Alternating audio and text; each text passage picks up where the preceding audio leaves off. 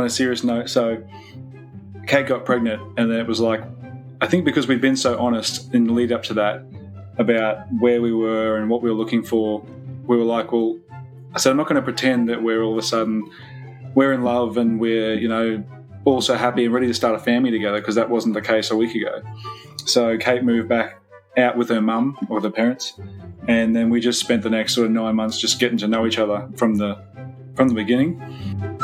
Welcome to Normalizing Non-Monogamy, the podcast where we interview incredible people from across the entire spectrum of non-monogamy to hear their fascinating stories. We strive to bring guests on the show who have a healthy approach to non-monogamy. However, it's important to remember that everyone does it a little bit differently, and the views and opinions expressed by our guests do not necessarily reflect our own. Additionally, we produce this show for entertainment purposes only. Please be aware that we aren't doctors or therapists. Consult a medical professional for anything regarding your health that you might learn about on the show. Enjoy! Welcome to episode 221. We're Finn and Emma, and today we have an amazing interview with Kate and Travis. You are in for a treat with this one. Yeah, they got their start a bit unconventionally, perhaps a bet of sorts. Yes. That was lost, but ultimately, I think they won. The start of their relationship. Yes. Yeah. But I think we're all winners. Oh, yeah. No, it's turned out amazing. They've been together about 10 years and identify as non-monogamous, and yeah, they just tell so many amazing stories. And it's it's a good laugh fest. Yeah. We have a good time. Also, quick disclaimer, we only talk about the weather for the first 2 minutes. The weather doesn't come up too many times after that, so... Well, they're also coming to us from Australia, so totally different climate at the moment. Yes, and that's what we were talking about. Right. Spoiler alert.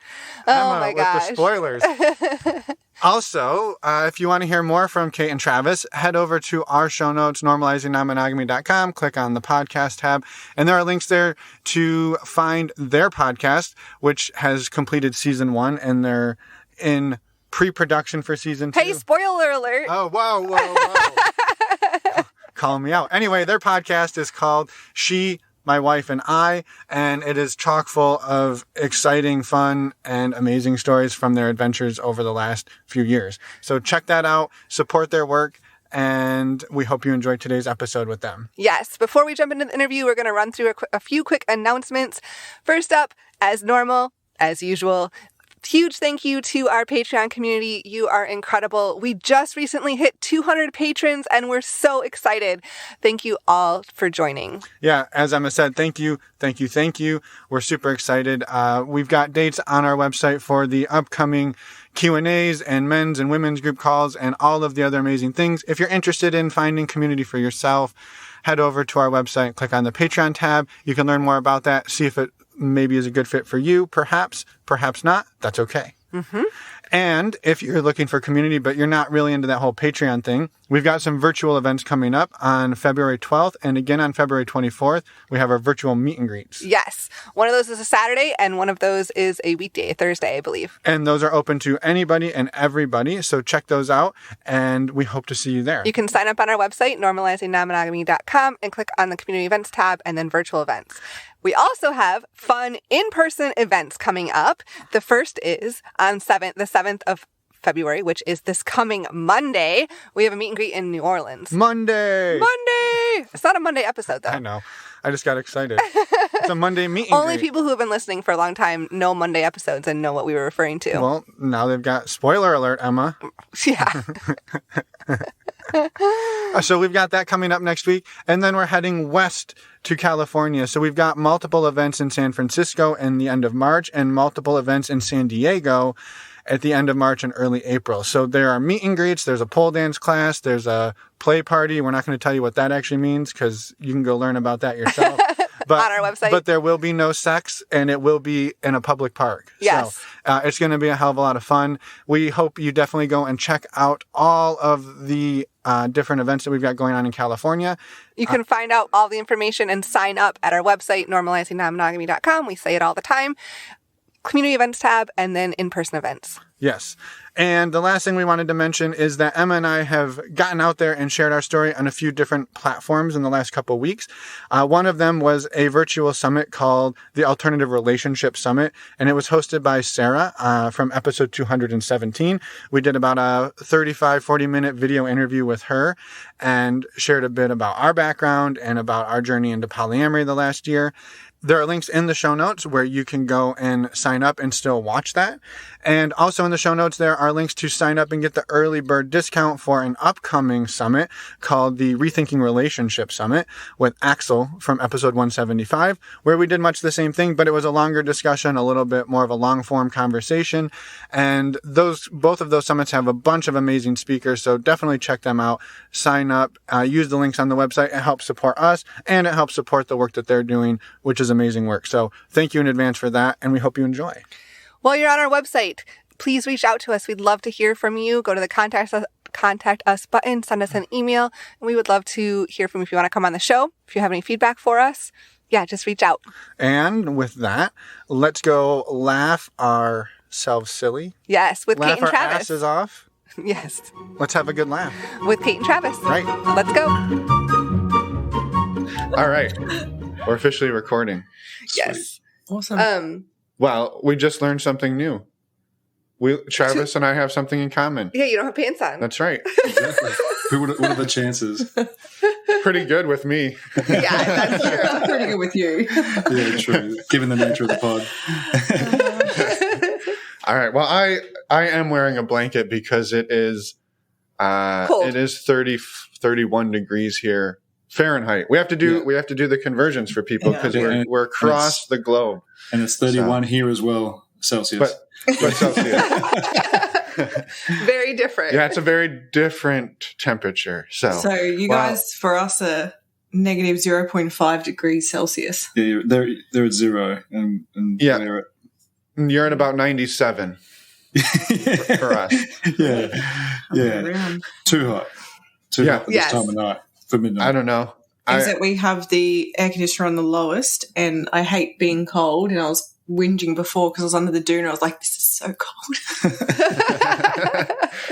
Well, and actually, 31 Fahrenheit here has been warm. A few days ago, it was in the negatives Fahrenheit. So it's all perspective. You feel bad whinging about it when I see you guys all rugged up there. It's like, wearing hats and sweatshirts and indoors. So, however, it's a little bit, I feel, too hot where you're at too during the day. I disagree with that statement wholeheartedly. You like 100 degrees? I love Fahrenheit? it. I love it. It's been about 100. I've just converted. It's been about 100 this last week. Yeah. It has been, give me some humidity with that 100 and we're in heaven. Hey, deal. No. There's a house for sale down the street. There you go. On. If only we were allowed, and the pants. If only we were allowed in your country, we would be there. It's just nice to be talking without masks. Right. Well, all right. Welcome to the show, Kate and Travis. We're excited to have you here. We're excited to talk, and we'd love for you to introduce yourselves for the listeners. We've determined, I think, already that you're not here in the U.S. with us, but where are you and who are you? Yeah, cool. Well, I'm Kate. I'm Travis. Not. We are in central Queensland in Australia, which is, like I said, halfway up the coastline of East Coast of Australia. I grew up down south, and we've been here for about 3 years. Travis is from here. It's Kate's from Sunshine Coast. It's so much cooler. It's only a 7-hour drive, and it's so much cooler where I'm from, and there's so many more beaches. That's fine.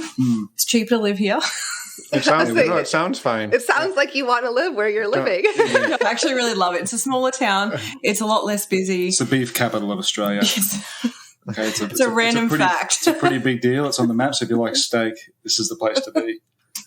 Although the cattle yards don't have any cows at the moment, they have a meat shortage in the beef capital. That's not the point. It's still the capital. It's just it's just a lower capital. Yeah, I won't cop this slander. We do have some very nice islands, which is just a little boat trip across. But if you have your own boat, you can jump on a barge. So we do live in a pretty good place. Yep, you're 28, I'm 32. Right. We've been together for nearly 10 years. 10 years, yeah. So married for one. Almost. Yep, we got married in April this year. Last year. Last Congratulations. Year. Yeah, thank you. Awesome. Yeah, we got married, bought a house. It was big. 2021 was a big year. So had a lot going on. And we got 2 kids. Yeah. In 2021, you got 2, or you No. That's overachieving. No, we've got an 8-year-old and a 6-year-old. 7-year-old. You okay? Yeah. Had a knee stroke there for a second. Yeah. Well, it's late there. good. It's late there. It's 9 a.m. here, and it's pushing midnight where you're at. So we understand. Just after midnight. No, it's cool. Well, I've just gone off coffee this year, so you have to forgive me if I'm a bit slow tonight. all right, we forgive you. It's all good. I got tea. Do you have Me tea? too. Yeah, I got tea. Yeah. Well, thank you again for being here. Thanks for sharing a bit. And I guess maybe a good place to start is like, what does your relationship style look like? What does maybe non-monogamy look like? And then maybe we get to go back in time to find out how we got here. That's probably the best. Probably start from the beginning. Start from the what beginning. it looks Fair. like, though, currently. Well, you don't have to ruin the surprise. Who knows? Well, Let's there's start no at the beginning. Okay. I can start from the beginning. So Trav and I were roommates originally. We had a mutual friend, one mutual friend on Facebook who Trav worked with, and I worked with his mum, and he added me on Facebook. He sent me a few messages, which I did not respond to. It's responded to 1 or 2, but then just left him on read quite a few times. I like to remind him of that. And Most days. just to keep him humble. keep him in line. Even if no one asks. Just tells the Even kids. Did I tell you how your father and I met? Yes, Mum. And then his mate put on a bet that he couldn't sleep with me within a month. So then Trav started messaging me a little bit more, and I still ignored him. And then he posted on Facebook probably another month or 2 later that they were looking, him and one other guy were looking for a housemate. And I was like, perfect. I'm 18. I want to move out. I don't want to live with girls. Too much drama. I'm going to move in with 2 guys. What could go wrong? So I moved in and never put my bed together. Just never even unpacked. Just kept my clothes and moved it all into Travis's room. And then we were just roommates who were just living our best life, like fucking, not working, just going out partying. And then I fell pregnant, like 4 months later. Yeah, within 3 or 4 months. 3 or 4 months I fell pregnant. So we actually went back to dating. So you were 19 at the time too, so yeah. pretty young. And we went back to dating. Just totally lived like separate. I was pregnant. I was crazy. Hormones. It was wild. But, we just got to know each other. And I think the start of the story sort of sets up the sort of the first domino, if you will, because Kate was so young. She moved in. It was just casual, totally casual. And I think because there was never any intention of us being in a relationship, it was just fun. We were so honest with each other right from the get-go. I remember Trav and I got up, had a massive night. We'd got up, gone for a walk, just went for a walk around this lake, and we were just talking, and he says to me, 2 things. I don't believe in marriage. And second thing is I don't believe you should be with one person for the rest of your life. And I was like, I was young. I'd never been in a long-term relationship with anyone because every time I had been with someone for a few months, I had a guy cheat on me and it just wouldn't work out, and I was never phased. So for me, I was just like, oh, well, this sounds cool. Like, I don't have to be with someone. What do you mean? And then whilst we were roommates, we sort of just started having like threesomes and just digging into my bisexual side, which I hadn't experienced before. So that's how it all started. That was all like in the first like 4 months. Yeah. It was chaotic. Things were it was pretty wild lifestyle. Like we were partying just about every night and just about every day. And yeah, there wasn't a lot being left to the imagination. But yeah, I just always had this theory that I could never imagine just being, I suppose, sexually with one person forever. But I also didn't know that there were other relationship styles other than monogamy. So I just remember saying to Kate, look, if I was ever going to get married, I'd want to be a swinger, because that's all I'd heard about swinging, and I thought that'd be cool. Like that sort of solves that one issue. I want a primary partner. I want someone that I can spend my life with. But I just didn't know that you could do it without the constraints of, the relationship styles that we're brought up with. Right. Yeah. I want to pick up there, but I want to go back to a couple of details that I'm curious and nosy about. Please do. So I feel like there was this like, hey kids, your mom ignored your dad on Facebook for a while. But I feel like the part of the story that gets missed is like, you moved in and never actually moved into your own room. So like, correct. I feel like I want to just, it was a flip of a switch. I feel like the tables turned here a little bit. Yeah. Hey, thank you for not letting that one slip through. So what happened? So like, did you unveil the bat, or did you was the hey, do you want to move in? Was that part of the strategy to win the bet? Yeah. Well, I didn't win the bet. I didn't get it. I think it was just outside. It was like 6 weeks. It wasn't a month. So, and I just hoped that he just forgot about it, which he did. But yeah, no, I'm glad you picked that up, because when she finally did move in, we had dinner together, the three of us, because there was another housemate with us. And I think we all just got along really well. And it didn't take too much from there. I think once she realised that I was a pretty good guy, and, my side of that is I left. I was actually seeing someone at the time, and I remember I'd gone and met them, and a week or two later I was out of this like family-friendly music festival with my parents, and they bought me the ticket because I was so desperate to see this like music artist. We'd sort of gotten halfway through the day. They paid like $100 for me to go and see with them. I was like, cool. And then Trav messages and he's like, you should come out tonight. I haven't moved in at this point. Like I'm due to move in 2 weeks. And I was like, yeah, I should come out tonight. And I just looked at my parents and I was like, couches. And they're just like, what? What do you mean? And I'm like, well, I'm going. My new housemate wants me to go. I'm going. So we went out and we slept together that night, and that was before I'd moved in. So the third housemate was a good mate of mine. We played football together growing up, and he's ended up being the best man at their wedding. And he's mentioned it in his best man speech that we'd had the chat that day. He said, look, she's attractive. I can see that look in your eye. Just no one sleeps with the new housemate. Like, this could be fun, be nice to have a female presence in the house. Let's just keep everything. And we made a deal and we shook on it. And then that night we had sex. So not the best mate. Like, she hadn't even moved in yet and we'd already broken the deal. So, and then he went back home for like 6 weeks over Christmas to stay with his family. But we snuck and left around us him alone. before that. Yeah. As though we weren't going to do anything while he was away. So I used to go and close the door before he went home for the Christmas holidays. Like, I would sneak in, we'd have this hallway, and he would sort of be upstairs.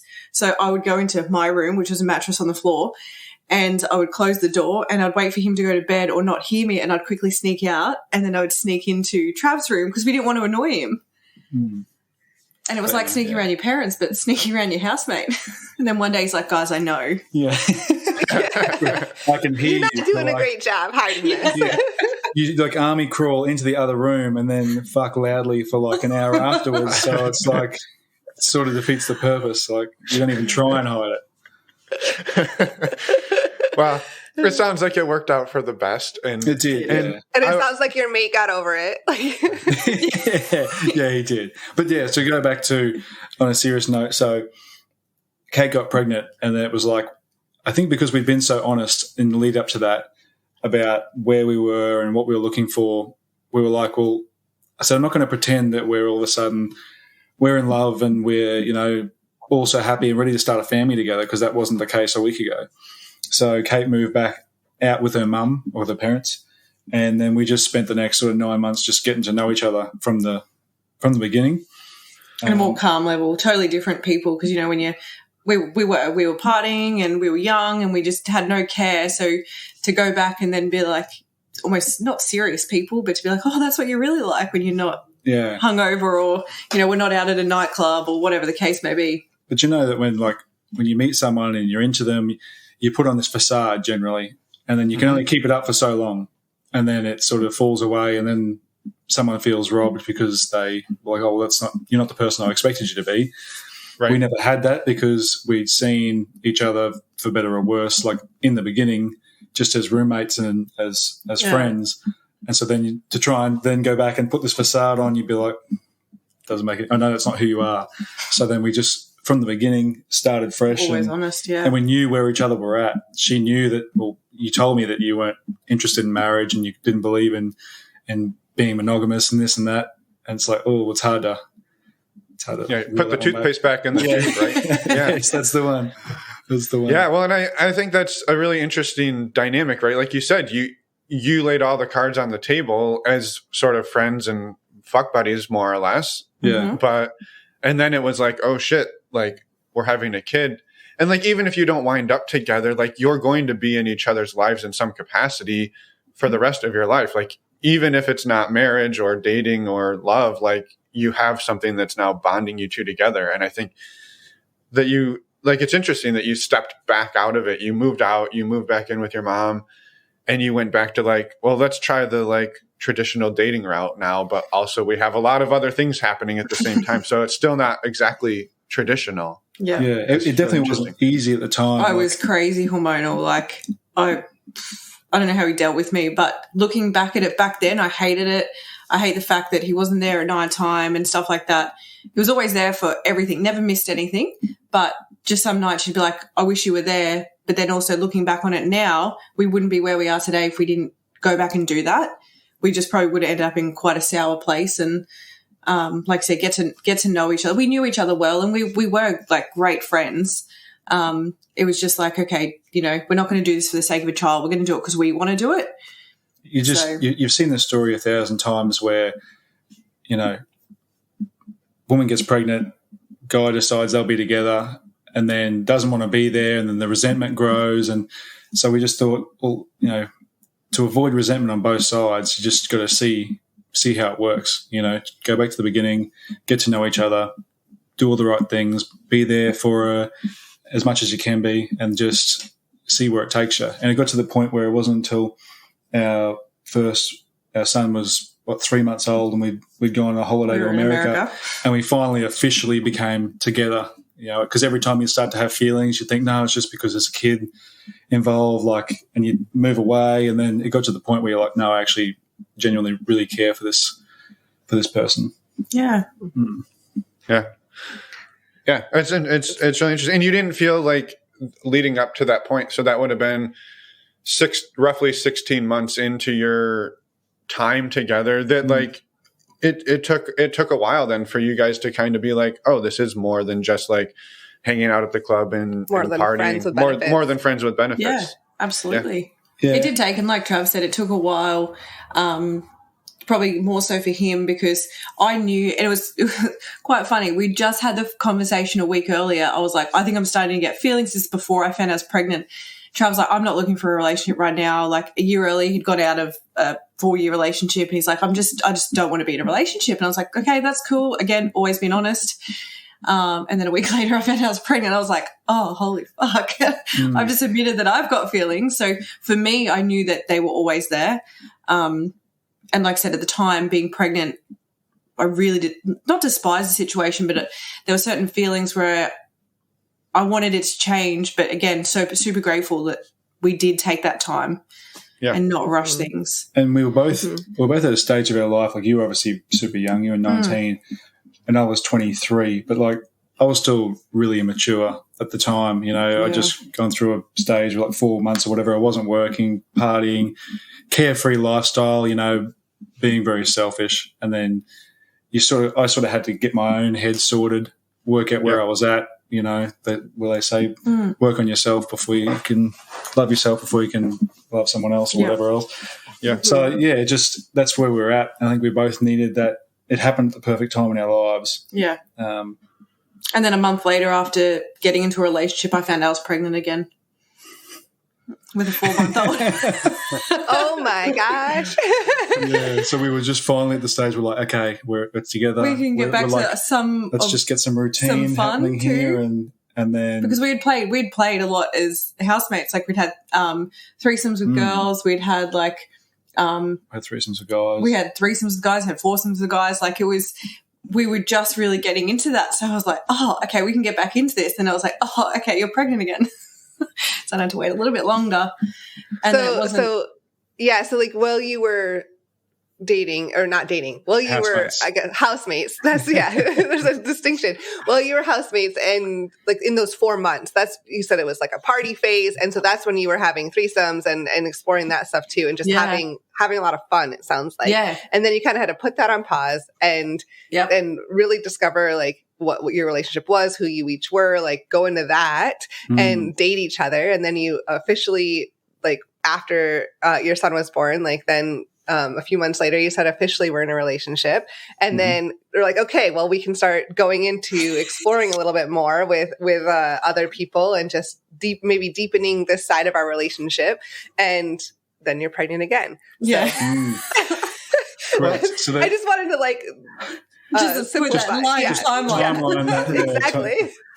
Yeah. Well, and it sounds like one of the questions I was going to, and sorry, I talked over you, Kate, just the like, the conversation that came up just before you found out you're pregnant was like, Travis doesn't believe in marriage and doesn't really think you should ever be with one that you aren't meant to be with one person the rest of your life. And so my question was going to be like, did that thought ever come back up with you, like through the pregnancy or after having the baby? Like, well, I have a baby now. Like I want that stability, but it sounds like you kind of came out of it and you're like, hey, let's have some fun again. Like, I'm okay with that is kind of what I took away from that. Yeah. I think the biggest thing for me was the marriage. Cause I was like, what if we get a point? Cause like, you know, for me, I want the same surname as my kids. And that was always my thing. Obviously I want to be someone's wife.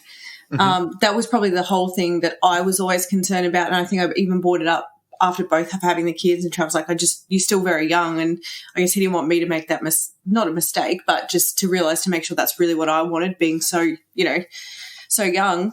But yeah, like the whole like sleeping with other people thing never really, I said, we just dived into this. And, you know, before I met Trav, I was, like I said, someone who, if I was seeing someone and it didn't work out, I was just like, oh, well, it didn't work out. Like, wasn't meant to be. You know, I never really clung on to anyone. And, you know, I definitely had my fun. I wasn't shy about hooking up with guys when I was single, you know. It was just one thing that always stuck with me was I hooked up with this guy before I met Trav, and he was dropping me home the next day. He's like, isn't it such a shame that women get called sluts? And I was like, well, it's too early in the morning for this. I'm hungover and what?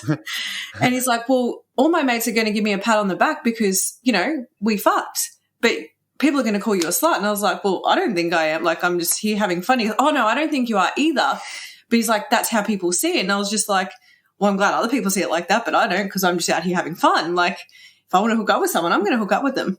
I don't care, you know. And he's like, oh, no. He got real defensive. Like, I'm encouraging it. Like, I'm saying good on you, but isn't just a crazy world? And that always sort of stuck with me and almost was like, well, stuff everyone else. If I want to do it, I'm going to do it. So I definitely enjoyed being single. Never in a group situation or more than one person. So when I moved in, I was always excited to get back to that because hooking up with a female for the first time, I was like, yeah, okay, I do like this. You know, I'd always had those feelings, but until I met Trav, I never had admitted that. I corrupted her in the best kind of way. So when that sort of happened, I was like, yeah, I want to try that more because, yeah, I guess I hadn't before and I hadn't dived into that side of myself. So, I wasn't ever worried about the sleeping with other people. It's probably more the marriage. Yeah. And here we are, married. Yeah. Now, yeah. Won that one. And also, go ahead. No, you go, Trav. I was just going to say, as far as like the non-monogamous side of things, like just inviting other people into the bedroom or a relationship or whatever, obviously it was something that we'd done before. It was something that we both enjoyed, but it was also something for me, like I looked at it logically, like Kate was 19 when she got pregnant. And even though she says she'd had to have fun and she'd slept with other people and stuff, you know, prior to me, she was also 19. So she hadn't gone out and experienced a whole bunch of stuff. And again, like you always see, well, quite often you'll see people, they get pregnant young, they have their kids, they stay with their primary partner and they get to like their late 20s and all of a sudden they have this like crisis where they see, like, I've missed out on this huge chunk of my life, and they split and they go out and have, it just, the whole family falls to shit. So I was like, well, how can I also, on top of the fact that we both enjoy it, how can we create a relationship where we don't feel like we're confined to these boundaries, where you feel like you can explore, Kate's obviously bisexual, so you can explore that side of herself. We can explore within our own relationship, keep, a good family unit, be stronger than ever together, and also have our fun and not feel like she's ever missed out on anything. If that makes sense. I've never missed out on anything, especially in our relationship. It's so far from it. Well, then let's hear about that, because I think, that approach that you took is actually almost identical to the approach and the conversation that we took, apart from the having babies early on. Like, the conversations we had were, we don't want to limit each other. We want each other to have experiences in life, and so we can very much relate to that. And cool. So I guess, like, you get pregnant for the second time. What happens after that, and maybe how does that then parlay into not holding each other back? Well, I think after second baby, after our daughter was born, it was like 3 years later. Yeah, we had like 2 or 3 years. I had a really bad birth with her, so there was a lot of post-traumatic stress, anxiety over. Long story short, basically almost died giving birth to her. So I had a long time there where I wasn't even myself. It just, I was taking medication just to get through every day because I wasn't in any headspace. Yeah. So once I sort of got over that and started to get better is when, I don't even know how we sort of came up to visit Rocky. Yeah. And this one person we'd been in communications with her, and she'd send us photos, and we would talk, and we're just like, yeah, she's like, this is always going to happen. And we're just sitting here going, this is never going to happen, but we'll enjoy the photos and the idea of it. And so that sort of got us back into things, was talking to her, and I was like, yeah, okay, cool. Like, I want to get more into this with females, because previously I'd only been with one female ever. That was when we were roommates, and a lot of it was with guys, which I enjoy as well. But every situation, we'd had threesomes with a couple of different guys, and like I said, we'd had foursomes, and it was all so much fun. But I was like, no, I want to step away from that, probably just for a little while, and talk, more about girls. And we talked about which it. I was okay with. Obviously. Yeah, you took one for the team. Yeah, she he had twisted to. my arm. Yeah. Didn't take much. She's got a mean right hook. Yeah.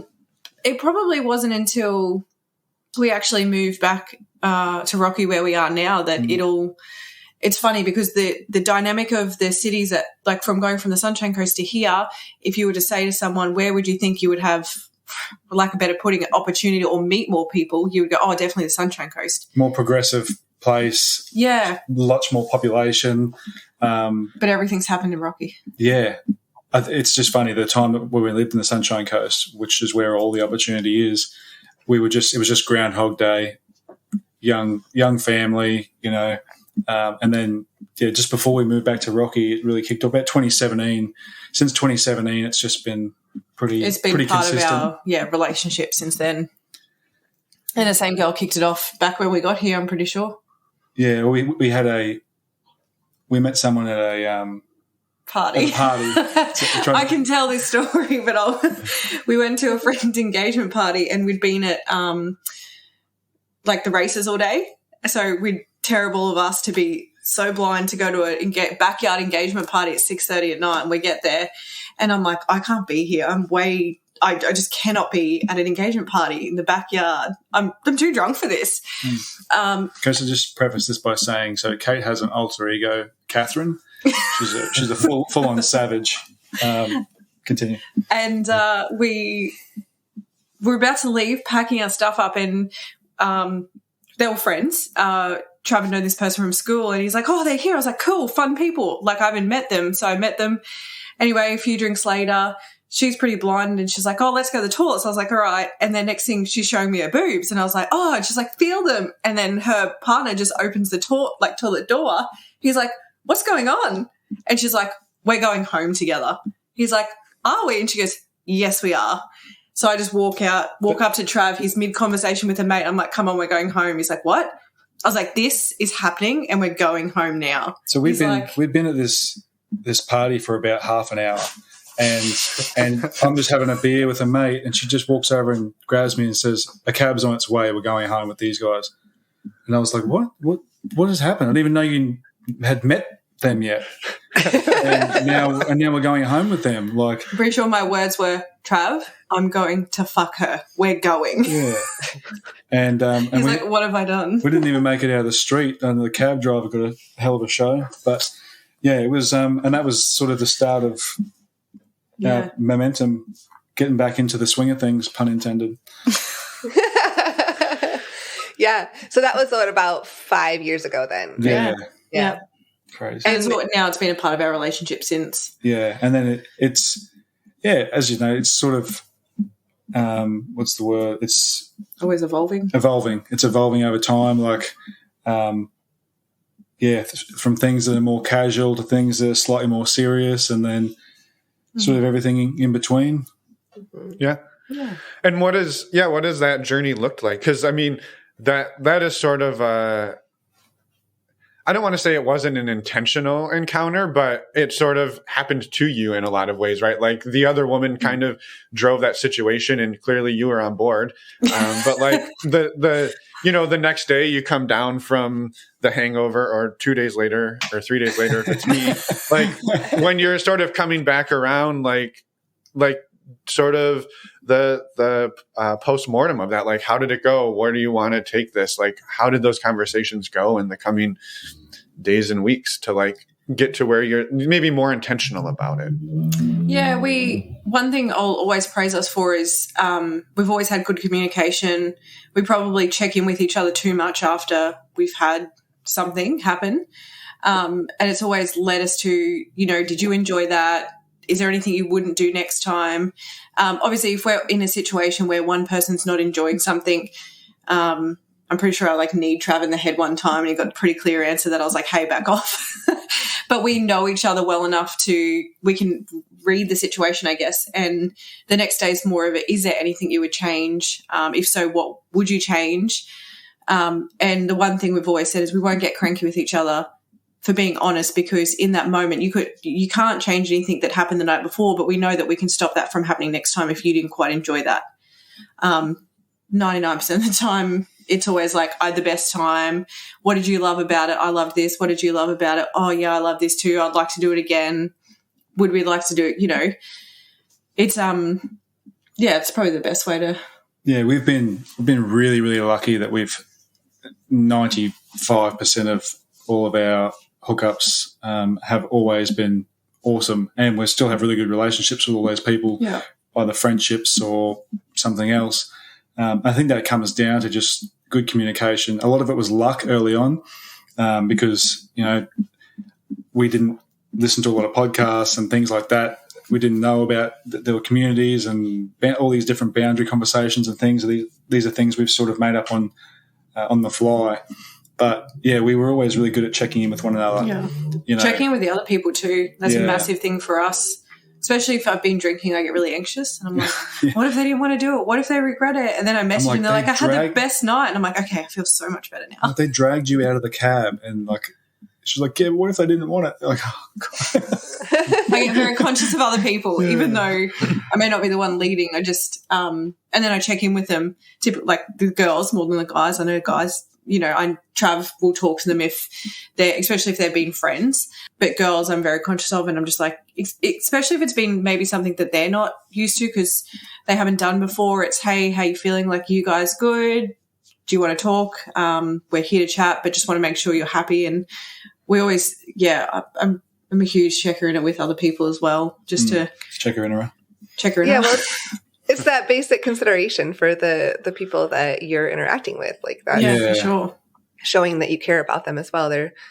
Yeah, for sure. Yeah, and you said that some of your experiences are sometimes it like ebbs and flows. It's a little more casual. Sometimes maybe there's some more serious. How do you balance and blend that? Because those more serious relationships, those can add some different challenges that are not necessarily there if it's just a one night kind of hookup scenario. Like, was that a big shift for you guys to introduce that? I think it's just something that it can take you catch you off guard at times. So this is probably 18 months ago now. We were just seeing a friend of mine, and we'd seen her. It was once a fortnight, once a week, a couple of times a week, and it was becoming more and more frequent. And she was just like the perfect, I've described it a few times. She was like the perfect third person to like third side of the triangle. She was super respectful. She was equal both ways. Like she never overstepped a mark with me or with Kate.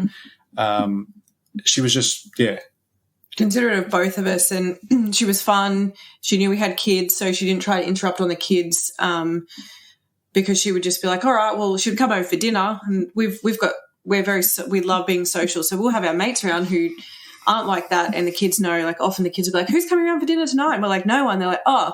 And my daughter recently said to me, Mum, I really love it when you have friends around for dinner. I was like, why? And she goes, I don't know, you're just always happy. And I was like, which friends are we talking about? What have you picked up on? Yeah. So she would just come around for dinner, and then the kids would go to bed, and, she never stayed over. We'd talked about it and stuff like that. But I asked her if she wanted to, but she said no, she just wanted to keep it separate, and we were cool with that. But yeah, it caught me off guard one day. Kate says to me, she's like, so what are we? And I was like, what? She's like, the three of us. Like, what are we? And I was like, having a good time? And she's like, oh, no. And I was like, do you want this to be more? Because, again, we'd never discussed – it forces you to bring up conversations that you'd never considered before. Well, I hadn't. In my head, I'm like, yeah, we're having a good time, 2-3 times a week. That's great. And she's like, oh, I'd be willing to sort of give it a go. And we discussed it, and it wasn't something that we both wanted to do. But I just think that different people come into your life at different times for different reasons. And we've recently had some really good friends, a couple. That we've basically been dating. As much as we all joke about it, you called your girlfriend for a while and called me his girlfriend, and we'd go out in public, and we would – like I went and stayed with him, and she came and stayed with Trav. First time, like totally separate, and they brought a lot to our relationship. They unfortunately moved away down, like they're moving to Sydney, another state. So still want to keep in contact with them. We're actually seeing them next week because they're sort of in limbo on moving. We're going on a trip with them in April down to Melbourne. So we've sort of got things planned, and it's definitely something we will and we want to. Keep seeing them. They're awesome people, and like I said, they've taught us a lot because they're open, sort of open poly. Yeah, they did everything sort of backwards to us. They don't have kids, but he was a musician, so he was like on tour and all the time for long periods of time, and sort of asked her if he wanted to be with her, but obviously there's a lot of temptation out there, and brought that conversation up with her, and they decided they'd go open. So he was having, his fun while he was on tour, and she was having her fun while he was on tour. And then they come back and they still kept their primary partnership together. And then they've slowly they've gone backwards. Yeah. And now we're like meeting in the middle. So they're doing things together now for the first time with other people, and we're separating things for the first time. So it's been it's been really good. Yeah, that's quite the journey. Before, it sounds like about 18 months ago, between 12 and 18 months ago was the first time really polyamory or other relationships with people that were more serious has really been brought up in your relationship. Is that the case? Most definitely. We'd never, I guess, considered anyone, like we'd said it in passing, and, we'd seen TV shows and we're like, oh, how would that work? And we'd spoken about it, but it'd never been serious enough to talk about it. And when we were dating this girl 18 months ago, I even said to Trav, I was like, Trav, she's gone funny. He's like, no, she hasn't. I was like, she's gone funny. And he's like, she hasn't. And I was like, woman sense, I can sense it. And then we had a work Christmas party, and we hooked up with another couple.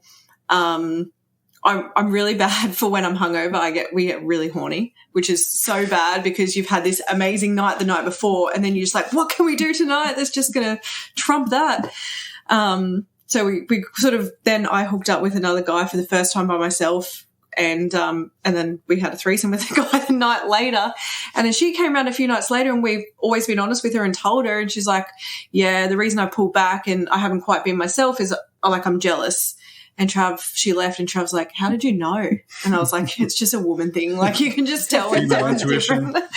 And yeah, she was honest with us and said she had feelings. She didn't think that when we told her, because she'd hooked up with other guys and stuff like that, and obviously it never bothered us. And yeah, she's like, I'm just feeling something, and I don't know why I'm feeling it. The unexpected feelings. Unexpected feelings for her, and that's how it sort of.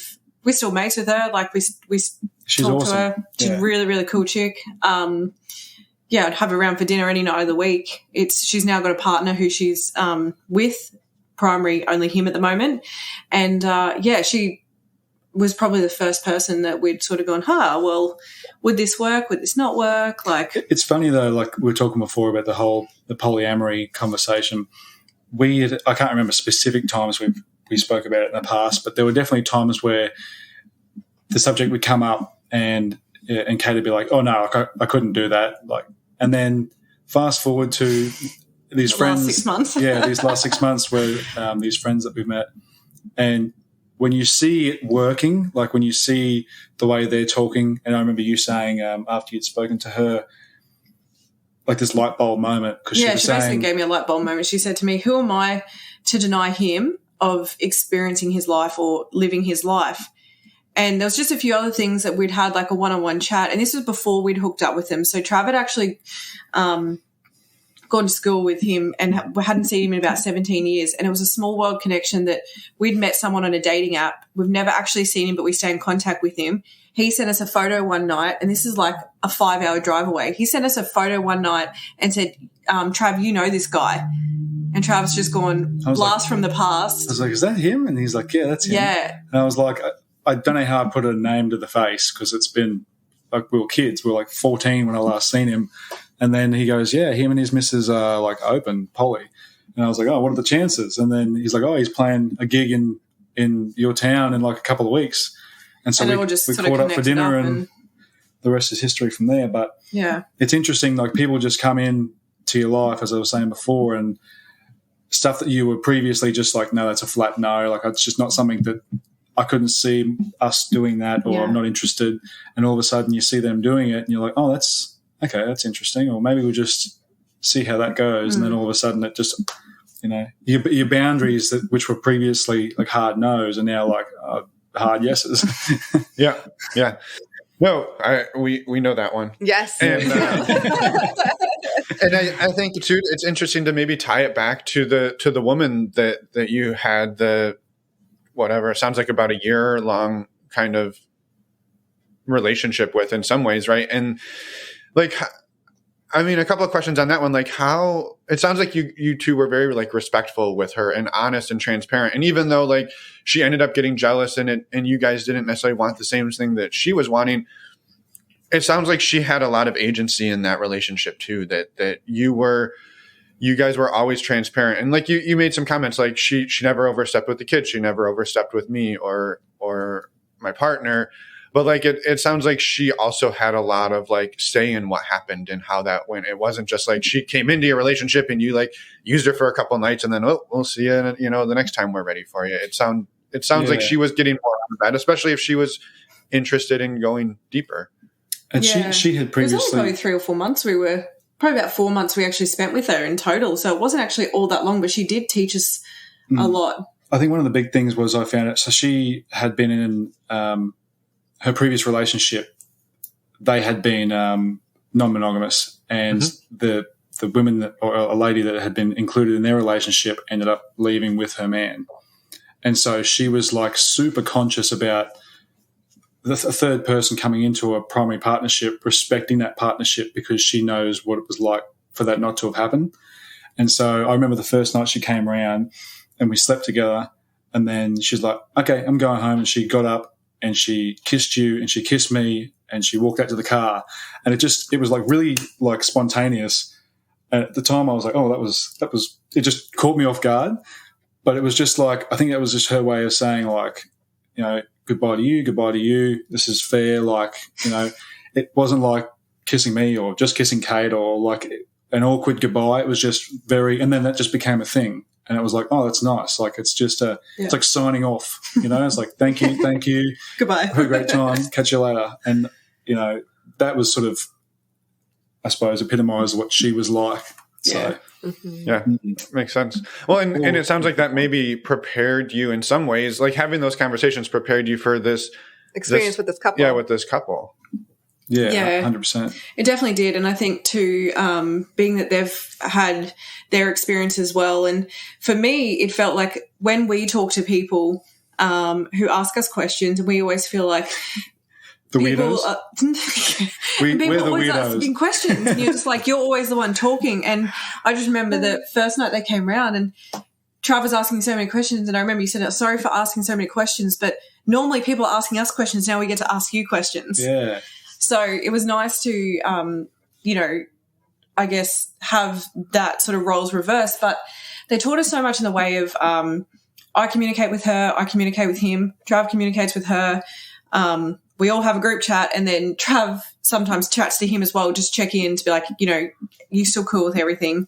So, yeah, they came round, and then they came round probably a couple of weeks later. So she came round because he couldn't – they lived 3 hours away this time. So she had to come into our town, and she stayed with us on the Friday night. We had this great time, and I'm super – This is the three of us. Sorry, he was stuck at work. He couldn't come. Out at work, so she home. just came on her own. I'm a spontaneous person. I get an idea in my head and I want to do it, and I want to do it now.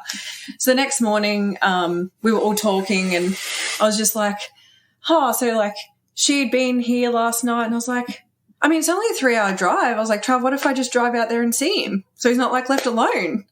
And Trav was like, oh yeah, you can, if you want to. Like, he had no issues with it. And I was like, okay, cool. And I automatically assumed that being from what I had talked with them, I guess I wouldn't need to ask her. So she had to go and do a few things for work and stuff. And I've messaged him and like, I've got this super crazy idea. I'm going to come out. And he's like, fuck yeah. Okay. So sweet. I head out in the afternoon, and we had an amazing night. And then she wasn't going to come over. She ended up coming over with Trav because they were both sort of alone that night. She ended up coming and staying, which worked out really well. And then the next day, something just didn't seem right. And I was like, Trav, I think I fucked up. I think I fucked this up. And he's like, why? And I just said, I didn't talk to her, and I think I should have spoken to her because I assumed, and that I just straight out said to her, I messaged her, I was like, I think I've done something wrong. Like, I assumed you guys were in this place. Maybe I should have checked with you first. I don't want to ruin anything. And I do feel bad because even though everyone had a great night and you're not worried about this. And she said, well, that's the first time I've actually had a female stay in my bed. And she's like, so there were new things for us as well, even though she just needed time to process it. And I think it's one of those things in this game. You shouldn't make assumptions. No. And we didn't realize we're making assumptions, but because they had talked about how they were like the stuff going away with other people for the weekend and like all separate, we're like, oh, these guys are like way more advanced than we are, but really they just had a different journey. Like they still, they'd never done stuff together, and they'd never done stuff, in their own house, like that without each other. So and that was a new thing. Okay, yeah. That's something you take forward. Then it's like, well, next time you meet someone, don't make those assumptions just in case, because you don't want to. The last thing you want to do is cause any issue in your own relationship or in someone else's. If there's another couple involved. Yeah. So I've always had great communication with her. I guess as females we're a lot more sensitive. Not saying men aren't, but I just I feel we're a lot more emotional. So I always overextend myself, and I always check in. And she's always said that. She's like, I feel like I need to check in more. I was like, no, this is just me. I'm an overthinker. And I sent this big message to her, and I was overthinking, and she had a long drive home. So thankfully she actually pulled over and said, I'm only messaging you because I don't want you to overthink this or something like that. But like, I appreciate it. I just need time to process, and I will send you a message when I'm not driving. Mm-hmm. And then later on, she'd said to me, I wouldn't normally, or a few times that we'd seen him, she said, I wouldn't normally send something like that, but I could see how upset you were by it. And I was, because, when you care for someone, you don't want to hurt them or upset them. So, right. Yeah. So what does sound like you're navigating things with this couple now that moved away, but it sounds like you're still in that, right? You're still enjoying time with them, and I guess where do you feel like your relationship is now in regards to non-monogamy? It's an interesting spot, like where we still talk with these guys. Like they just or ours in general. Yeah, I know, but I'm just saying, like, so they're still open. Like we're not exclusive with them or anything like that. But where we hype each other up. They'll be like, we've got a date, and we're like, tell us all about it, and we're just like fangirling, like hyping them up, and But for us, I don't know. I think we classify ourselves as like just non-monogamous. Yeah, we don't really set. I guess we take everything. We probably, if you had have asked us 18 months ago if we'd be in a situation with them that we're in now, we'd be like, like we couldn't imagine it. Same with dating the girl for a few months and stuff like that. I guess we really don't. Our biggest thing has always been like, I don't want to label. If someone walked into our life and both Trav and I were like, wow, this person means so much, we want to be in a relationship with them, we'll have that discussion. Yeah. It's not something that either of us foresee. We were just talking about it a couple of hours ago. It's not something that either of us are looking for or that we foresee happening, but we also didn't foresee these other guys coming into our life and having the impact that they did. So it's like we're not closed off to it, but we're not actively looking for it either. Yeah. And just with the fact that we've got a young family too, like life's just so busy, we're just sort of I could be bothered messaging someone else. Yeah, we're just enjoying the ride. Dealing with it. You know, where like when we have an opportunity to let our hair down, Kate has an opportunity to let her hair down. We make the most of it. We have a good time. We love meeting people. As Kate said, we're social people. We love having parties. We love entertaining, and if something comes of it, that's great. We're definitely not closed off to it. Right. Mm-hmm. Yeah. No, that sounds wonderful. And it sounds like you both have, gone on this journey. You've embraced the journey, and now you're here, and, you're open to the future, but you're also not, it doesn't sound like you're trying to prescribe the future either. So no, I think every time we've tried to do that, nothing happens. But if we try and like plan it, something throws us a curveball and then the whole plan goes to shit. So we're just like, let's just cruise and just see what happens. Yeah. Yeah. Well, and you talked about at the beginning, like a lot of the reason you got into this again was you don't want to limit each other and you don't want to prevent maybe those experiences and that growth. And I was just like curious, like over this 4 or 5 years of doing this, like how have you seen each other grow? Like what growth or what changes have you seen come about in each other? I've seen huge changes. Yeah. Like in Kate just coming into her own, I think like just the fact like watching her develop, like obviously being bisexual and watching her explore that. And we only just recently learned of the compersion. We'd never actually heard the term before. It's such a good word. But just seeing just enjoying her life, like that's, for me, that's a big thing is like through all these experiences that we've had, just seeing her come into her own and I'm probably emotionally a lot grown as well. Yeah, 4 or 5 years ago, I would have got like my boundary was always, all right, you can do anything, but like no penetration. There's like, that was my thing. I need to warm up to that. And then next thing I was like, we're doing it. And Trav's like, no, I'm not. And I was like, yes, you're going to do it. And he's like, no, I'm not. And I was like, I'm telling you, like, we can talk about this. This was before it happened. And I was like, we'll talk about it after. I promise you, if I'm not comfortable in the situation. We were on a good thing. Like it was everything except for penetration on my behalf with another female. And I was like, and we were just cruising and life was good. And I was like, look, let's not fuck it up. We're having a great time. Like, I don't want to try this and then have the wheels fall off and it all goes to shit. And she's like, you are going to fuck her. And it was happening.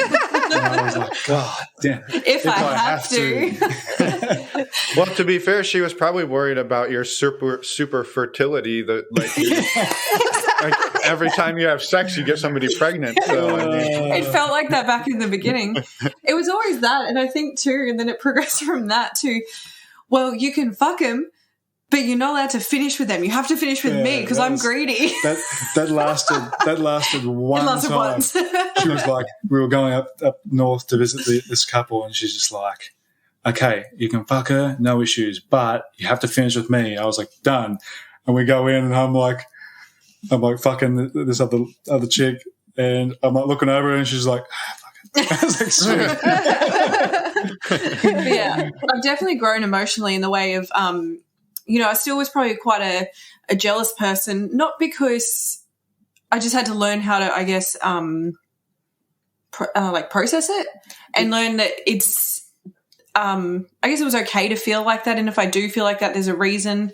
And it was never from anything bad. Like nothing bad has ever happened. There was no jealousy for that. It was just new for me. And now I've definitely learned better ways of processing. If I feel something, I'll talk about it. If it's something, usually once you've spoken about it too, it's like, oh, okay, that feels like a relief. I actually don't feel that anymore. I just wanted you to know. And if I start to feel that again, then I'll tell you and we won't do that. But, if I ever felt, I used to feel jealous, and it was probably I used to feel jealous more whilst we weren't doing stuff. And now Travis fucking girls, and I'd let him in left another room or separate occasions and stuff like that. I'm actually less jealous now. I've done a full switch. Even Trav said recently, he's like, "You've just come leaps and bounds. I feel like I'm here and you're all the way up here." And which is not that Trav's always been ahead of me, but Trav had probably 18 months ago. I said, "Oh, Trav, like I love girls, but I just want another dick." And he's like, "Okay, well, let's make it happen." And I was like, "Cool." And he's like, "I'm just slack for hosting another guy." So got on a dating app and found a guy, went over there, hooked up with him, got there, and I was like, "Hey, this is just a hookup. There's no cuddles. I'm leaving straight after. I'm here for one thing and one thing only." He's like, "Sweet." I saw him once more, and like Trav, I was always like, "Oh, I want to be able to do that for you." And Trav was like, "Yeah, but if you rush into it, it's not going to end well." And like we talked about it, and then I sort of took a step backwards because I tried to rush into doing something like that. And then you fast forward 12 months later, and now I'm just like, I'm in a place where it feels right. If the opportunity was to present itself, it doesn't feel like I'm forcing things to happen anymore. Well, also, we could have forced it 12 months sooner, and then it could have put us back 3 years. Yeah. Yep. But we didn't force it, and took the scenic route, and then got to a better position and something that's much more sustainable. Yeah. The other thing is too about the relationship and the growth. Like Kate probably hasn't mentioned, I'm like her first serious relationship. So she doesn't have any previous relationships to compare it with. So she's sort of finding her own way and like working out, well, what is this relationship? What do I want it to look like? So naturally you're going to be a little on the not jealous side, but you worry it could all fall apart, and also the way we got together as well. Of course, that being pregnant and not knowing, is he sticking around? Is he going? What's happening? So you've had to sort of unwind all of that over the years, and it is ironic though that like we get to a point where we're sleeping with other people and we feel more secure than you did even in the past when we were more monogamous. But that's something else. I forget what I was going to say then. Yeah, we've both definitely grown a lot, especially I would say in the last 18 months, 2 years out of the last 5 years, we've both grown a lot. Trav's communication has got a lot better. That's gross. I've always been like, talk to me. We need to talk about this. Like I've always wanted to talk about things. And I'd have to sometimes used to squeeze it out of him, and we'd get there and I'd be like, "See, was that so hard? Now we all feel better." But now it's he'll bring conversations to me, and for the most part we handle them pretty well. Yeah, that's probably been the biggest improvement. It's probably been the last 2.5 years, I reckon. Yeah. Communication's just gotten just so much better. And all that jealousy, I think, it comes from something. It comes from insecurity, and being able to admit it and go, "Hey, I feel jealous about this, and it's because I need to work on this. I'm insecure about X, Y, or Z." It can be something about yourself. It can be the way you look at someone, the way you talk to someone, or something that you need to work on for yourself. But if the other person knows that, then they can help you deal with it. And then you become stronger for it. So yeah, that's a really good point you brought up, because jealousy is just an emotion, right? It's another emotion, just like all of the emotions, and it's okay to feel that way, but it's how you navigate that and talk about it. Yeah. I think being a guy too, it's hard to bring it up and be like, hey, I have an insecurity, because you're supposed to be strong, staunch, nothing bothers you. And so if you're feeling jealousy, it's like, that's an insecurity. That's a chink in your armor. But being able to be like, no, get over that. Like, sometimes you've got to be vulnerable and just let them know, because otherwise it ends with arguments and, like, you don't trust me. What am I doing wrong? And then you go down this vicious spiral when really, if you had just said in the first place, hey, I'm struggling here because of something it's on me. Can you help me deal with it? And then we'll be stronger together.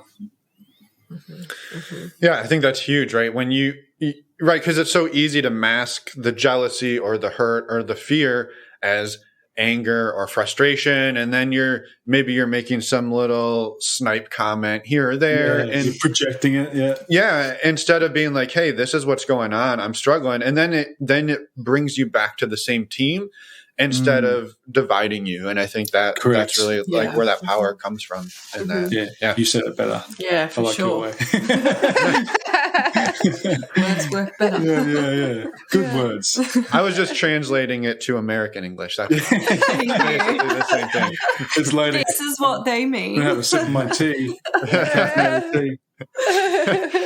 No, I appreciate that. And like, that's all really good. Like,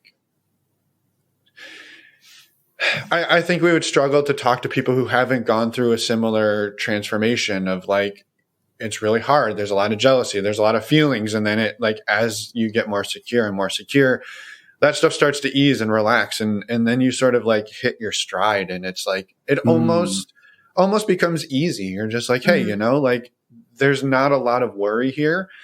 But I think then it's easy to become almost the complacent, right? And that's where I think, Kate, you kind of stepped in it with that woman of like, you went over to their house and you kind of made this thing happen because it was like, it seemed easy. It was easy for you. And they, I would just like, I agree. It would have been great for you to check in with her.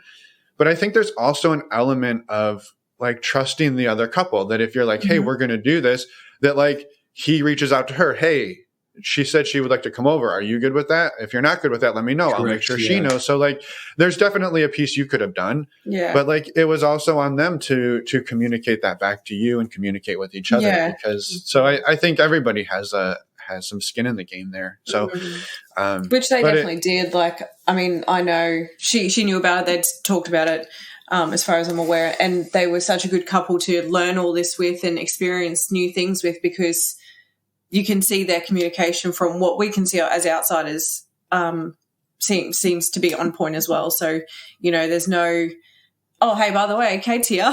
It's, right.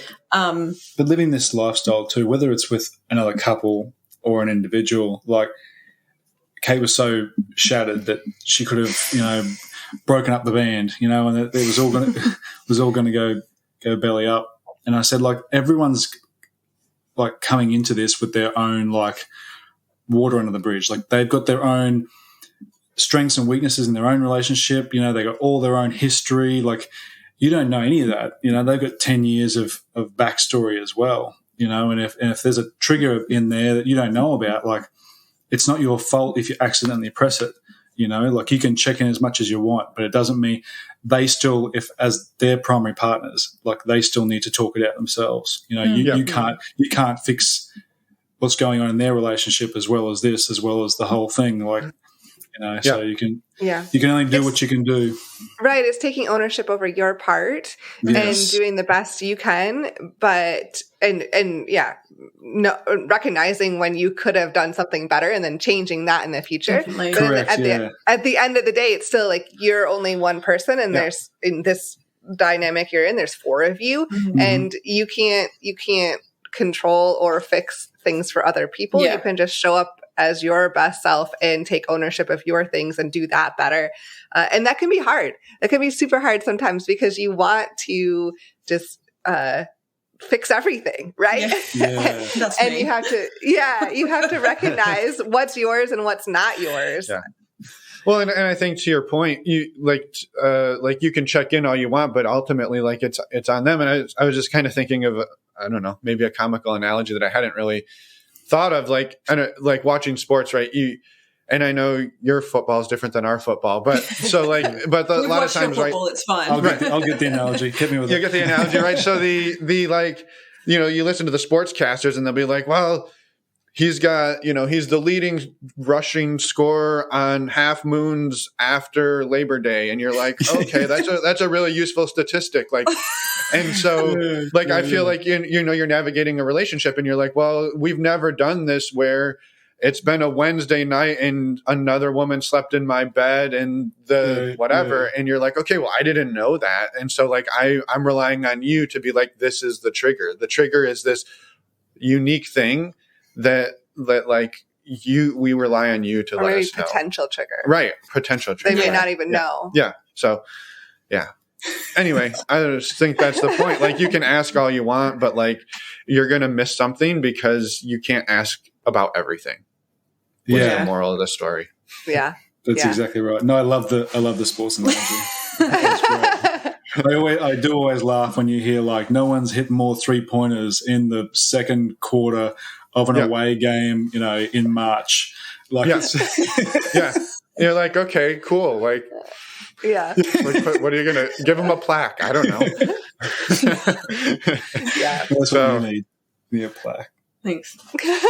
Just a wall full of plaques. Like, these are the times Kate had sex with a guy on a Tuesday night after not going out on a Monday, but also going out on a Sunday. Yeah, exactly. Right, there's she that drank one. Nothing but tequila shots, but she had lime instead of lemon.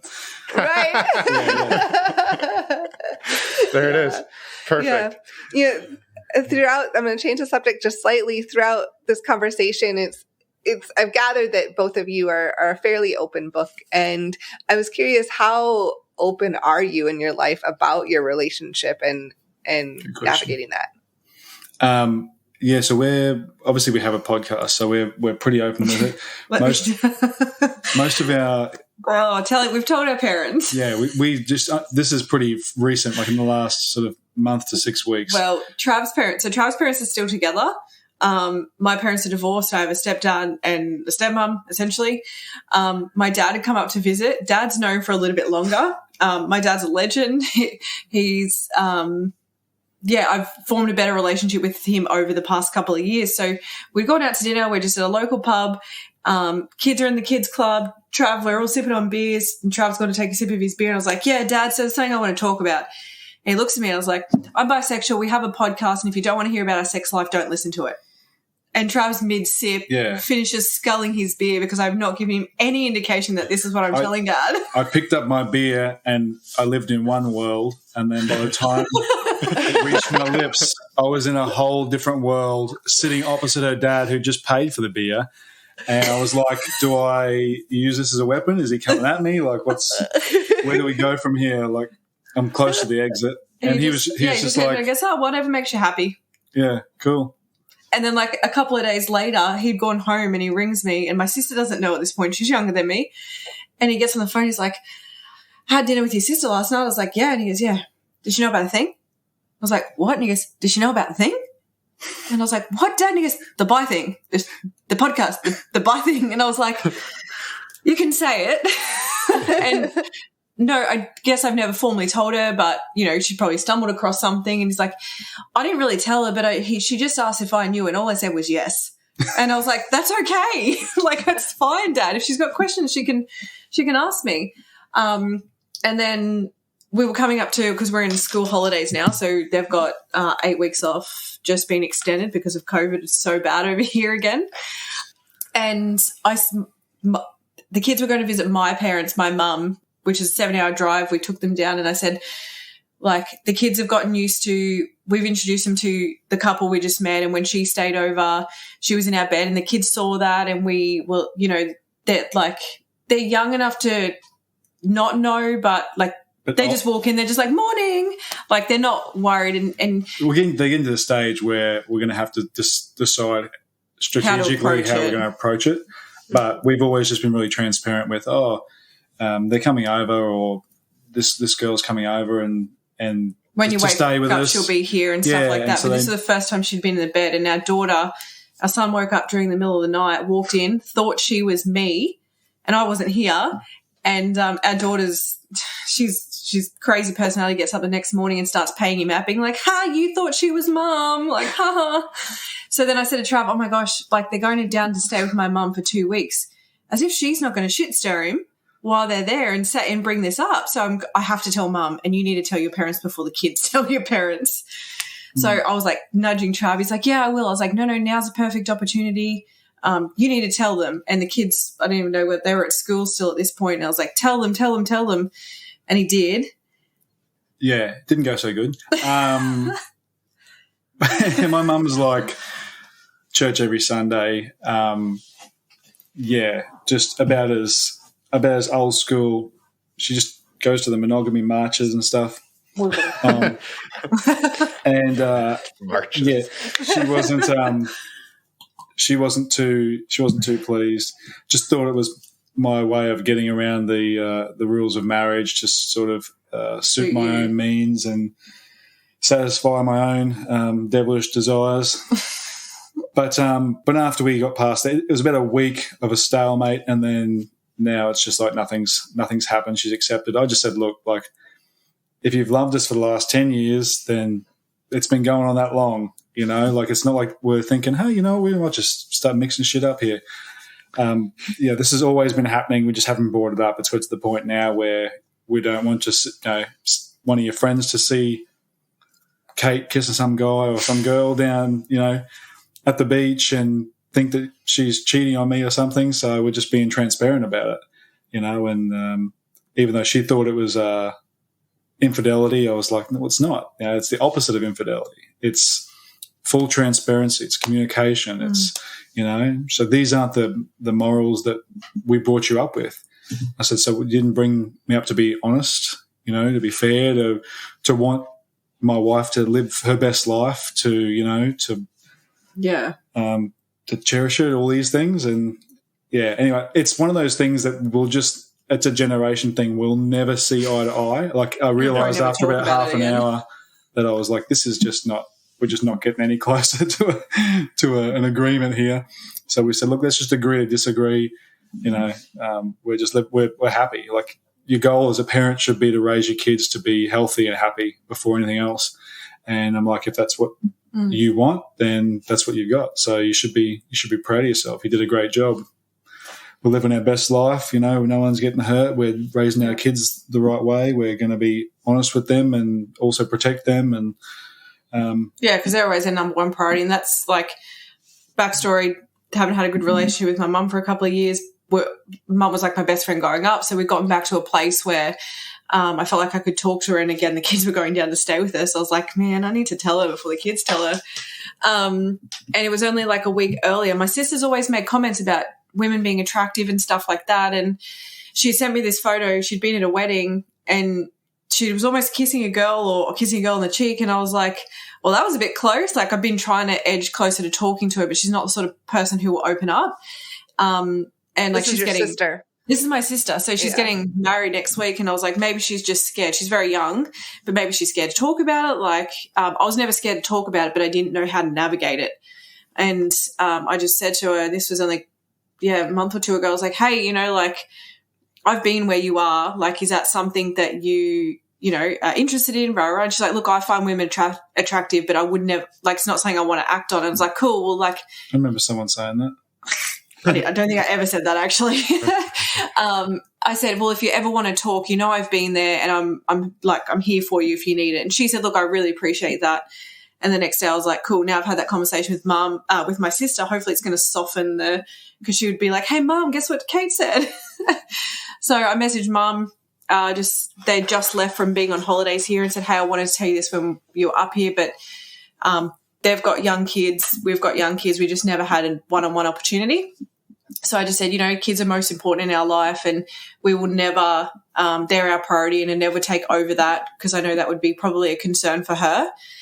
We'd only ever introduce the kids to anyone who's too important to us in that manner, like if it was to be a relationship. and just said, I'm bisexual and we don't live a monogamous relationship. We have quite a modern relationship, and sent her this huge message. And she's like, yeah, I know about it. She's like, I know you like girls. I've always known you've liked girls. And I know about your relationship. I've known for a while, as long as you're healthy and happy. And she said, honestly, you're the happiest I've seen you ever. So for me, that was just like, cool. It's, and then I think we went out for dinner when they were here like a week or two ago, and we were joking about a few things relating to our relationship. And I was like, okay, cool. Like, this is nice. Like, it's a nice place to be in with them. You don't have to tell them stories or anything, but for them to be able to joke about your relationship and stuff, about me liking females is, for them, that's their way of being like, we're accepting of this, because they joke about everything else in everyone's life. You know what I mean? It's just your family. Yep. So, yep. And then one of my brothers doesn't know. I couldn't even be bothered. My other brother has known for a while, because one day I had to get him to come over and kill a spider, because I hate spiders and it was gigantic and I couldn't kill it with bug spray. So he pulls up, and little did I know he's coming back from a date with this girl who I also had been talking to on an app. And he had to introduce us. He got out and he's like, Kate, this is such and such, and this is Kate. And I was just like, oh, hi, it's so nice to meet you. And she's like, so nice to meet you. And I was like, wow, I didn't realize you were coming back from a breakfast date. I just wanted you to kill a spider. Kate's like, oh, you go for it. She's good in bed. No, I didn't. We hadn't been there, thankfully. But like a week later, I'd had a few wines and I was like, I'm just going to ring him and tell him. So I ring him. I was like, hey, you know that girl you brought around the other day? He's like, yes. I was like, yeah, I sort of like matched with her on an app, and he's like, you didn't. And I was like, no, I haven't met up with her. And he's like, what do you mean? I was like, well, you never know. How many girls have we sort of, maybe we have similar tastes. He's like, that's disgusting. And I was like, he's like, I'm meant to be competing with my brother, not my sister. I was like, yeah, okay, fair. I think his sister's more competition. And then, yeah, so we've never really spoken about it, but he knows in that way. Like when I called him and then he saw us at, we went to a beer festival with this couple, and Trav and her were off somewhere, and him and I were sitting down, we're like all cuddly, and my brother's a police officer, so he was at this festival, and he just walks past, and I'm blind, and I'm like, yeah, hey, and he just looks at me and he just keeps walking. He puts his head down and he keeps walking. I saw him the next day. I was like, why? Like thinking maybe because I was with another guy. He's like, I'm like, why didn't you come over and say, hey, why did you ignore me? He's like, oh, you were way too drunk for me. He's like, I saw it from a distance. The way you said hello, I just could not even comprehend dealing with you. And I was like, oh, okay, cool. So it's got no issue with so yeah, all my family know. So all of our friends know. We don't hide it. I would assume a lot of people at work know, because people have spoken about my hens. I had a bunch of people from work and they all spoke about the podcast, including my HR manager. So that's a great thing. But yeah, I know people talk about it, and I talk about it with some people at work, because a lot of my work colleagues are my work friends. I know it's the same for you guys, but like, or how open you guys are with it, but like so many people are curious. It's like even the people that you know are just flat. They'll tell you like it's flat out never going to happen, but they still want to know like how does it work? Like how do you navigate that? There's a level of interest and curiosity, I suppose, just because they've been brought up with here's your option, or here's your two options, either or, and then all of a sudden they're like, what do you mean there's other options? Like what? That's not a real thing though. This is just like this is a hobby, this is like a But so even like someone asked me at work the other day, we were talking and the story came up about the couple we'd been dating, and I said something about her. We'd been doing something. I was like, oh yeah, like this girl I've been dating, and it just naturally for the first time flowed out. And I was like, I sort of stopped, and then she looked at me and I was like, oh, Trav and I don't have a normal relationship. She's like, yeah, I know. Like, yeah, cool. But for me, because I'm not used to I know people know, but I'm not used to that, it just coming out of my mouth, being comfortable talking about it. So it's a really cool place to be. Mm-hmm. It's amazing. Yeah. Yeah. I think to your point, I think there's a lot of people, even who would disparage this, are very curious, and maybe even some of that disparaging attitude comes from an interest in it, or I don't want to say jealousy, but like, damn, like, you know, I thought there was only one way. Mm-hmm. And so to find out that there's other people who are like breaking the rules, quote unquote, it's like, I can understand that. Like, damn it, I thought like I had to do it this way, and all these people are like rewriting the script. Like, it's interesting because you never want to feel like you're trying to convince other people to or that we're better. Yeah, right. But then you know, and first, go ahead. Sorry. No, you go. Well, and for some people, like monogamy is what's best or is what they want, and there's no, and like there's nothing wrong with that. Like, if that's what you want to do, exactly like right. Go for it. But like, what's hard is when you see somebody who like doesn't seem like that's what they want, but they didn't know there was another option, or they don't know about it, and then they're like kind of being shitty about it because they're not doing it, but they want to be doing it, or they wish they could. And you're like, you know, I don't know. Like, those are really hard. Like, and it's not that we're better or that we're doing it better. It's just like, we found what works for us, and like find what works for you. And if that's monogamy, then like go for it. Like, I don't have any problem with that. Yeah. Go to the marches. You'll see my mum there. Yeah. Right. I was just going to say, 2K, what would have been a hilarious punchline to your story about your brother at the festival would have been if he had matched with the guy on a dating app, and that's why he put his head down and he's like, hey, you're going to compete with me. I'm going to compete with you.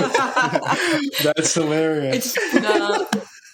Well, we want to give you a chance. You've mentioned your podcast a few times. We want to give you a chance to like pitch it and talk about it. But before you do, I have one other question, because you've shared a handful of hilarious stories, and I have a venture to guess you have a blooper or two. And so if you're willing and would like to share one or two more, we would love to hear them. They've shared some. I know. And that's why I'm pushing for more, because they're fucking hilarious. So if you have another one that you've got in the pipeline, if not, we'd love to hear about your podcast and any final thoughts you have that you haven't gotten out there. What's a good story? They're all good stories. Yeah, I know, they're all good stories. I don't know. We've always been. We've definitely had we've probably only had. Early. Oh yeah, we've probably had one or two like not so good experiences where another female in particular just it ended up coming out that she sort of was just here for Trav. Mm-hmm.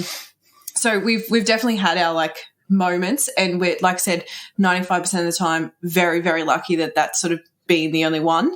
I guess because we are very conscious. We don't just, you know, a lot of the time it's been who people we've been talking to or people we know, because, you know, I get funny with the younger ones, just try to be like, oh, look at her.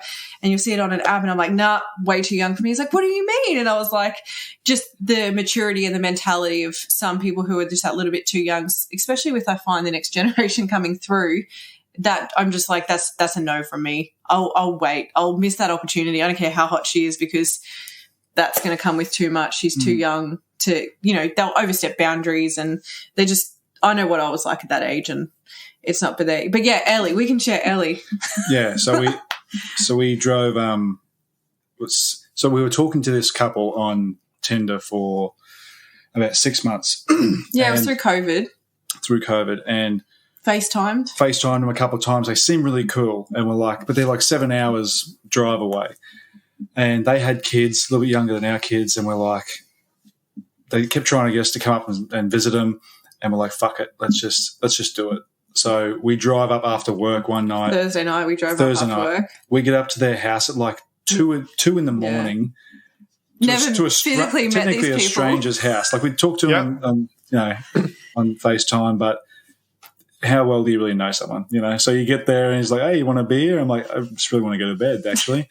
And so we go to sleep. We're like hoping not to be murdered. And we got our kids there. We're like, you know.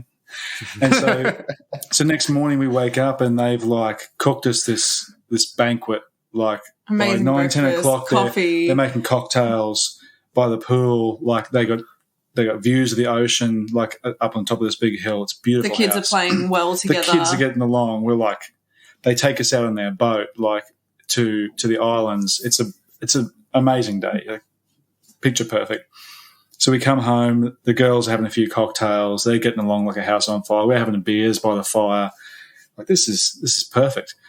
And then they're like, oh, we just got a message from like our unicorn, like our regular. She comes around, and they're like, would you care if we invited her around? This was the first night too, because we'd stayed the Thursday, so this was the Friday night. Yeah, and you can see. And you just went to sleep the first night. Yeah, because we just got late. There. Yeah. And we'd had a few cocktails, and you could see Travis, and they both said, we think you'd really like her. And we're just like, I was like, hey, the more the merrier. I have no issue with that. But also Travis and I were looking at each other like, oh, like this situation. This could ruin it. Like, this could ruin. We just drove 7 hours and we have the best day. This is currently perfect. Like, you know, do we want to roll the dice? So we rolled the dice, and she came around, and it ended up being amazing. Like, she was awesome. She come around and bought dildos and had all the toys on hand, and it was just. We stopped at one point for an intermission and snacks, and she was playing the guitar and singing. He was playing the bongos. I think Hotel California was being played. It was just like such a surreal experience. Yeah. Like, we got a concert, we had dinner, we had a show, we had sex. We had lots of sex. It was just with extra people that we weren't counting on that ended up being amazing. Yeah, it was really good. So that was a really pleasant experience. And they've come down since, and then we're planning on going back up there again sometime, hopefully in the next sort of 8 weeks. Fingers crossed, travel pending. But well, I'm not sure you understand the concept of a blooper. Something was supposed to go wrong. Yeah, I know. I feel like you just wanted to brag about the awesome weekend you had, which is totally fine. I love it. I kept waiting for the other shoe to drop here. I know. You brought up Ellie, so you didn't pick up on the blooper. I should have. I know, but I don't know if we had like a funny. I will say this: it's all good. I just thought it was. I kept waiting, like something's going to happen.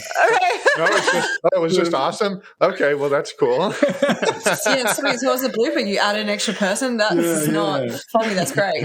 I don't even think should have just made up a kicker at the end, and that would have been good. But no, it's all good. Well, what's it's not even funny. Us girls had a race with the vibrator, so you could get off first. Yeah, that was fun. Yeah. three chicks were satisfied pros all having a race. That was. It sounds horrible. It's terrible. I don't know why you keep coming back. I don't know. I had to leave the room. I was disgusted. I honestly cannot think of no. Well, then tell us about your podcast, and then if there's anything else that we haven't talked about that you want to brag about, let us know. We're all ears. The podcast came about, Trav said, I think because a lot of people, as we started becoming more open about it and talking to people, I guess just answering questions and a bit of fun and talking about experiences and stuff like that. So we sort of put it together, and we did 10 episodes in the first season, and we keep dragging people along with the carrot dangling in front of them saying we're going to do second season, and we are. Yeah, we'll get the first episode of the second season out this week. So the podcast is called She, My Wife and I. It was, I guess a lot of it was our way to talk about it and answer questions. And I think our season 2 is definitely going to be a lot different, because from when we originally started that, and it was during when COVID really hit and we had a lot of time at home and a lot of time spare, it was more experiences and laughing. Just bragging. Us bragging, probably. not so humble brags. No, we would we had a lot of bloopers. Yeah. Right. But we would set what we'd want to talk about. There's definitely we talk about boundaries, and we talk about all experiences and the first threesome and communication. But I think it's going to be interesting to listen to that original season and now listen to this one, because a lot has changed in the last 18 months. For a better way to put it, I guess, in our relationship and the way we communicate, and even experiences, we've matured, I guess you could say. Yeah. So it's probably going to be a bit of a different approach. Slightly different vibe in season 2. But people love the bloopers. Okay, bragging. They're like, tell us more stories. And, of course, we love talking about it. So I love when you get to work on a Monday and they're like, so what did you do on the weekend? And you're just like, let me get my coffee at least. And you get stories from the weekend. So, and because, I work with a lot of my close work friends, a few of the girls I work with. So it's like, tell me more.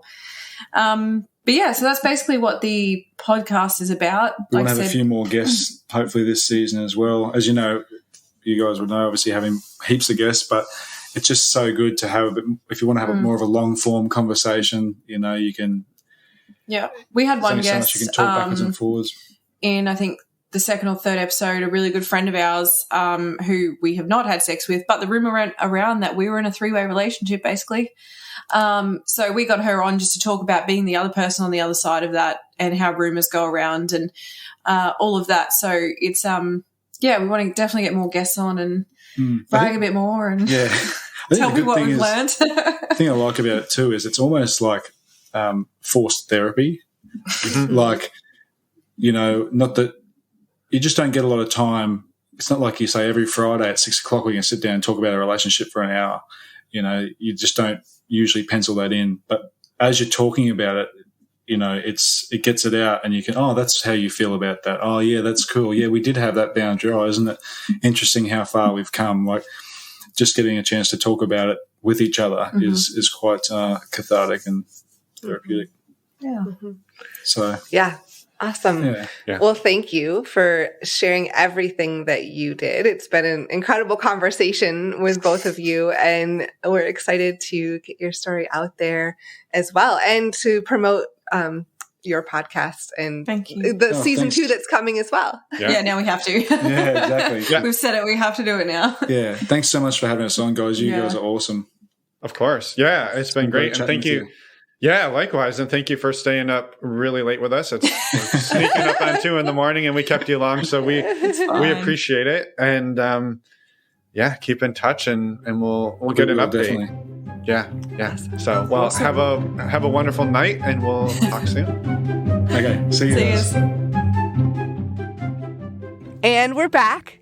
A huge thank you to Kate and Travis for coming on the show, for sharing your story, and for the amazing work you do with your podcast too.